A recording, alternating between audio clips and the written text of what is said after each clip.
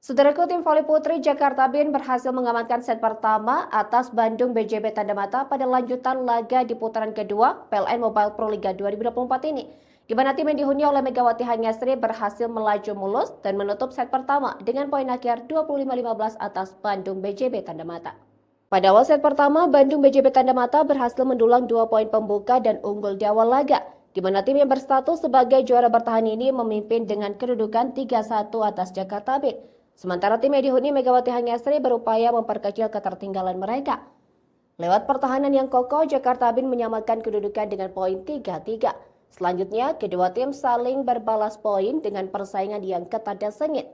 Selanjutnya, Megawati Hanyasri DKK mengamankan 2 poin keunggulan dan membalikkan keunggulan. Jakarta Bin unggul dengan kedudukan 97 atas Bandung BJB Tanda Mata.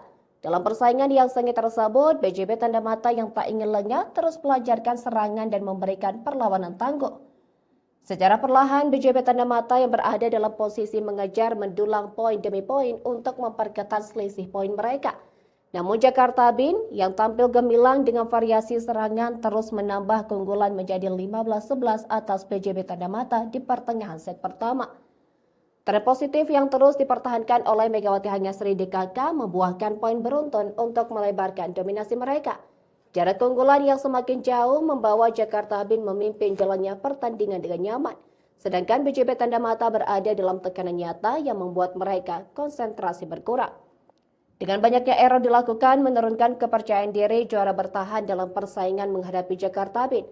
Memasuki penghujung set pertama, satu set quick dari Wilda Nurfadila mengantarkan Jakarta Bin semakin dekat dengan kemenangan, di mana Jakarta Bin mendominasi dengan kedudukan 23-14 atas Bandung BJB Tanda Mata. Dan set pertama berhasil dituntaskan Jakarta Bin dengan poin akhir 25-15 dan unggul 1-0 atas Bandung BJB Tanda Mata di putaran kedua Pro Liga 2024.